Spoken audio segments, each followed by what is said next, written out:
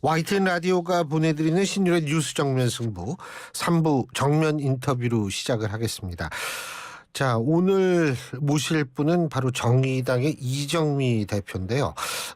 여러 가지 지금 특검법과 관련한 그리고 국정조사 문제와 관련한 정말 여쭤볼 게 많습니다. 직접 이정미 정의당 대표 연결해 보겠습니다. 이 대표님 안녕하십니까? 네, 안녕하세요. 예.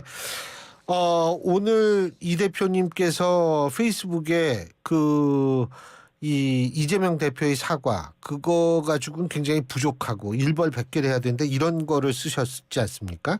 근데 네네. 제가 여쭤보고 싶은 것은 일각에서는 그 농내 의원 문제나 뭐 이런 여러 가지 문제가 있었을 때 민주당은 야당 탄압이라는 얘기를 했지 사과를 하지 않았지 않습니까?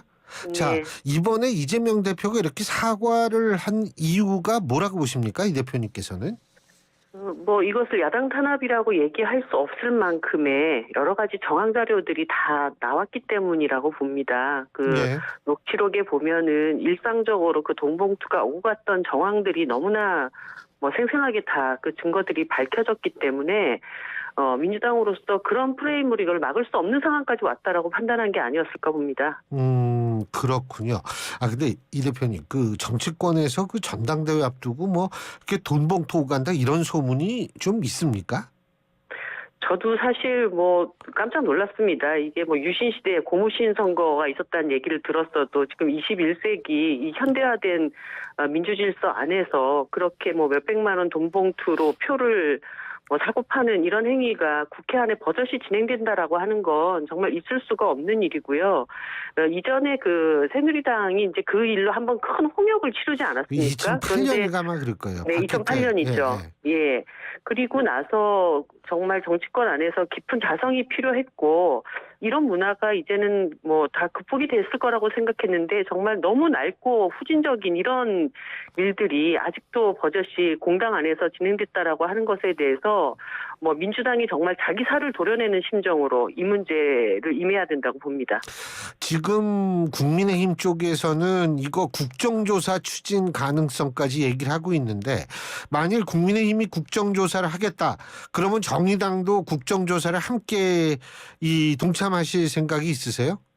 글쎄요, 제가 볼 때는 이미 검찰이 다수의 증거를 확보를 했고 이것과 관련돼서 지금 수사 상황들이 지금 다 이제 하나씩 전개되고 있는 상황 아닙니까? 예. 그럴 때 이제 검찰 수사가 미진하다거나 이런 상황이 아니고 지금 더 검찰이 철저하게 이 문제를 파헤치고 있을 텐데 국회로 이걸 또 갖고 들어와서 한마디로 이 돈봉투 사건 자체를 또 정쟁의 중심에 놓는 이런 상황까지 가는 것을 의도하는 것인지는 잘 모르겠습니다만 지금은 검찰 수사가 지금 철저히 진행되고 있는 상황 을 지켜보는 것이 좀 맞다고 저는 판단을 하고 있습니다.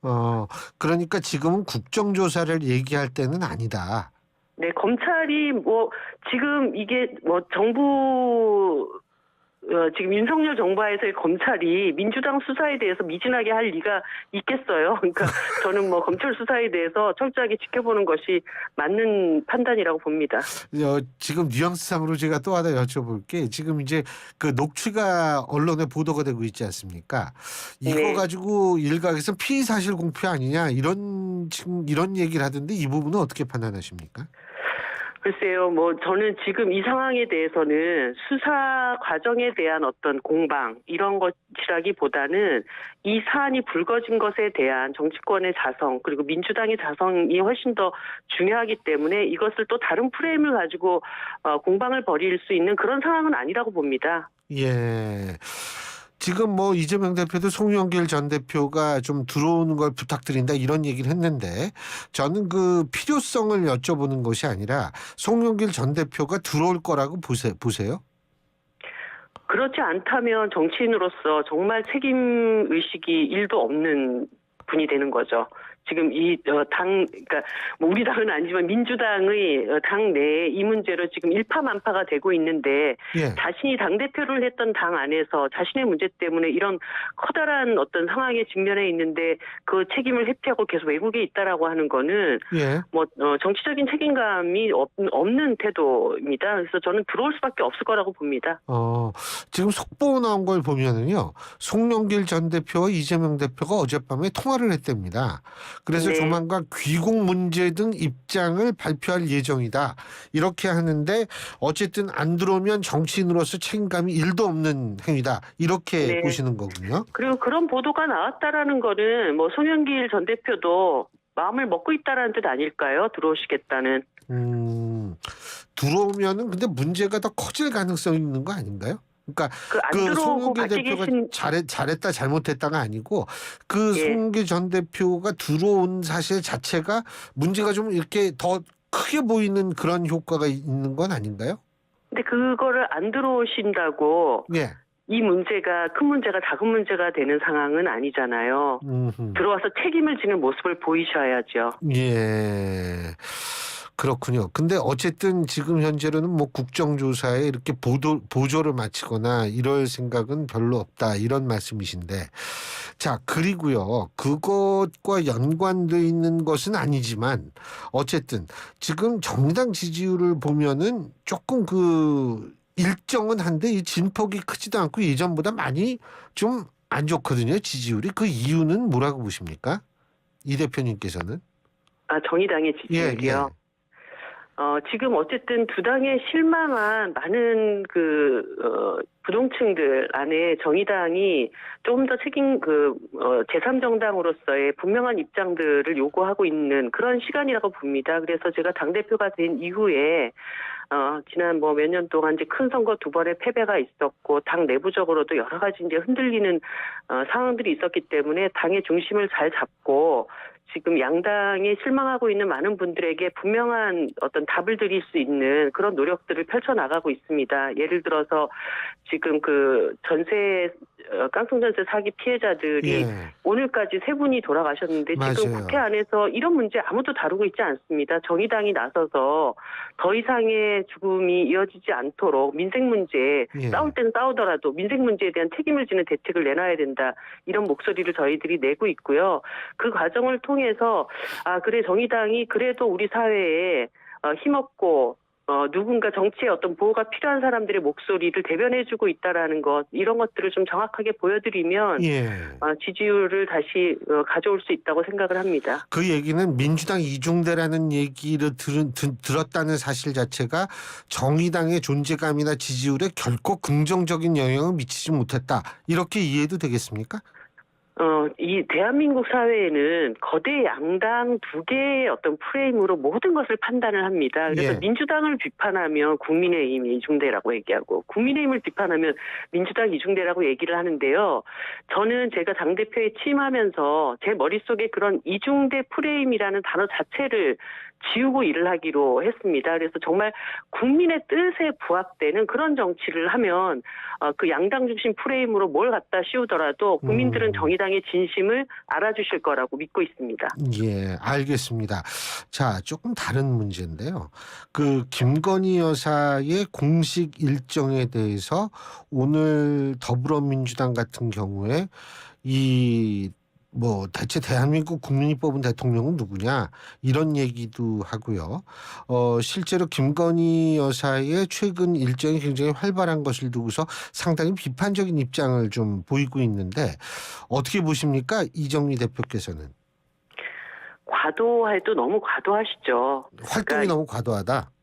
활동이 과도할 뿐만 아니라 그 활동 과정에서 김건희 여사가 하는 이야기들도 자신의 어떤 자신이 책임질 수 있는 범위의 영역을 넘어서는 이야기들도 하십니다. 정책적인 언급들도 예를 들면 너무 많이 하시고 예를 들어 북한 문제 관련해 가지고도 탈북자들 만났을 때 하신 이야기도 그것이 이제 대통령의 부인으로서 할 이야기가 아닌 그런 이야기들을 너무 쉽게 하고 계시고 그래서 지금 김건희 여사가 자신이 어떤 역할을 하고 있는지 자신의 본분에 대해서 조금 더 깊이 돌아봐야 될 타임인 것 같아요. 지금 지난 1년 가까이는 국민들이 그냥 집권 초기니까 이렇게 저렇게 봐주신 게 있을지는 모르겠지만 이제는 이런 역할들이 너무 과도하게 노출되면서 국민들이 상당히 이 상황에 대해서 심각하게 보고 있다는 것, 이것을 김건희 여사께서 잘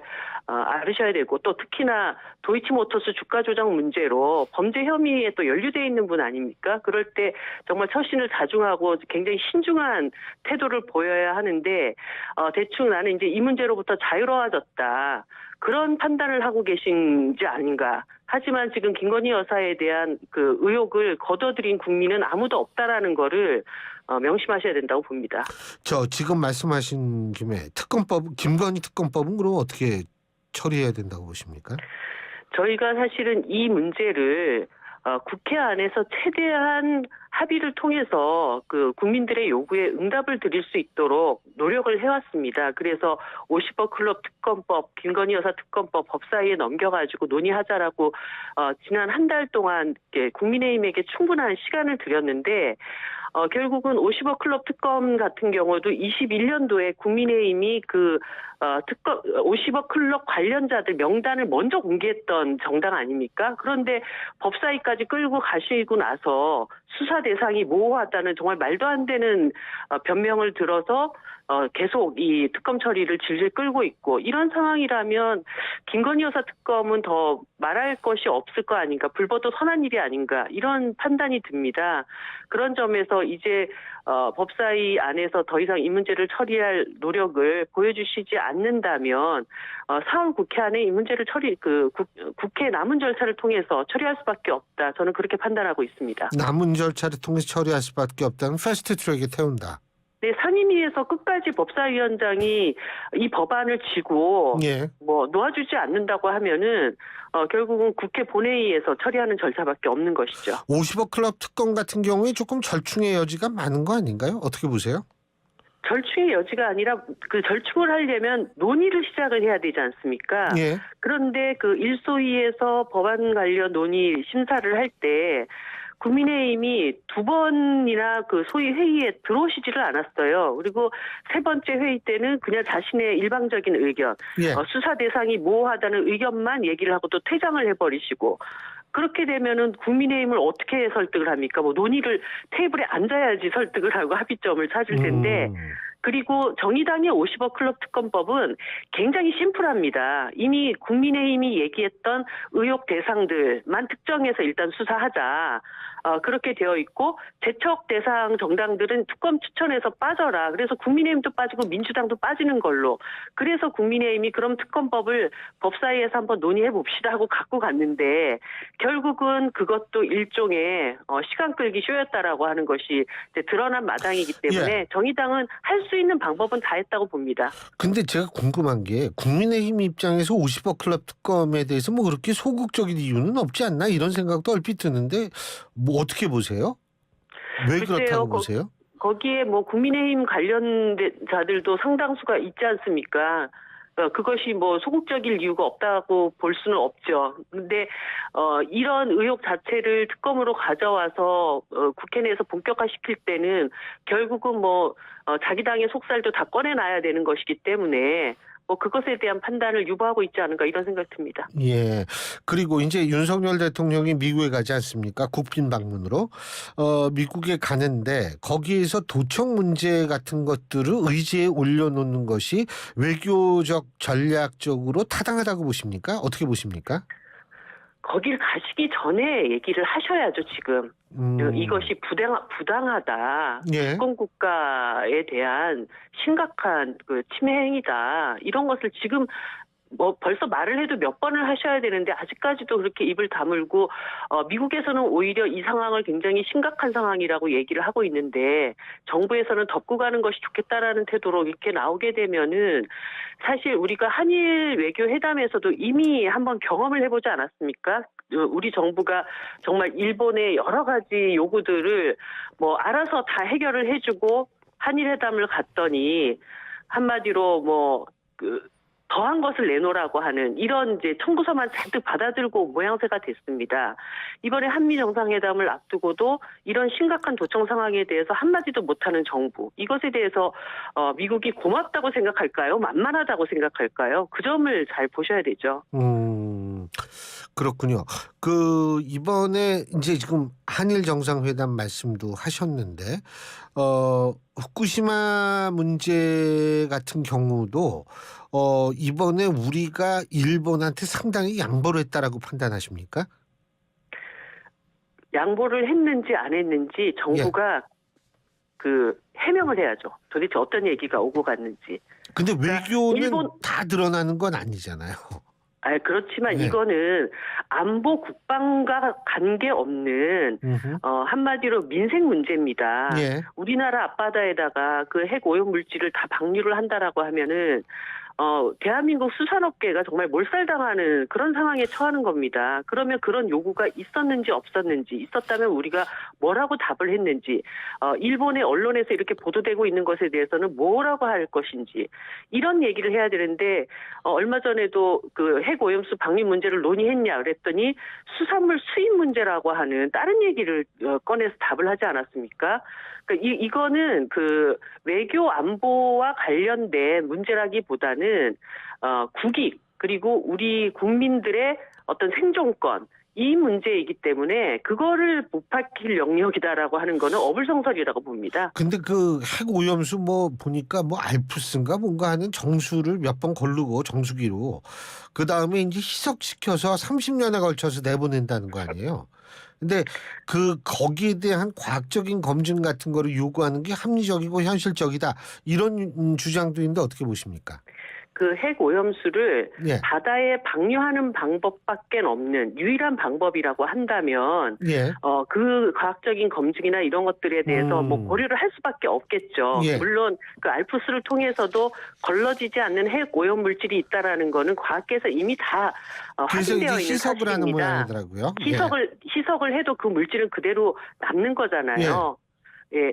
그렇기 때문에 그런 점에서 일본이 자체적인 그 핵 오염수를 처리할 수 있는 다른 방법이 있습니다. 근데 그 방법은 일본 정부와 기업이 비용이 바다에 방류하는 것보다 좀 더 들기 때문에 바다에다 방류한다는 거거든요. 예. 그러니까 자국의 기업의 이익은 지키기 위해서 대한민국 국민의 국익은 해쳐도 된다라고 하는 이런 일본의 오만한 태도가 만약에 우리에게 요구가 되었다라고 한다면 그거를 못 막는 대통령은 대통령 자격 없다고 봅니다. 알겠습니다. 사실 윤 대통령 같은 경우에 외국에 갔다 오면 지지율이 이상하게 좀 떨어지는 현상이 있어서 어떻게 될지 참 지금도 궁금한데요. 오늘 말씀 여기까지 듣겠습니다. 고맙습니다.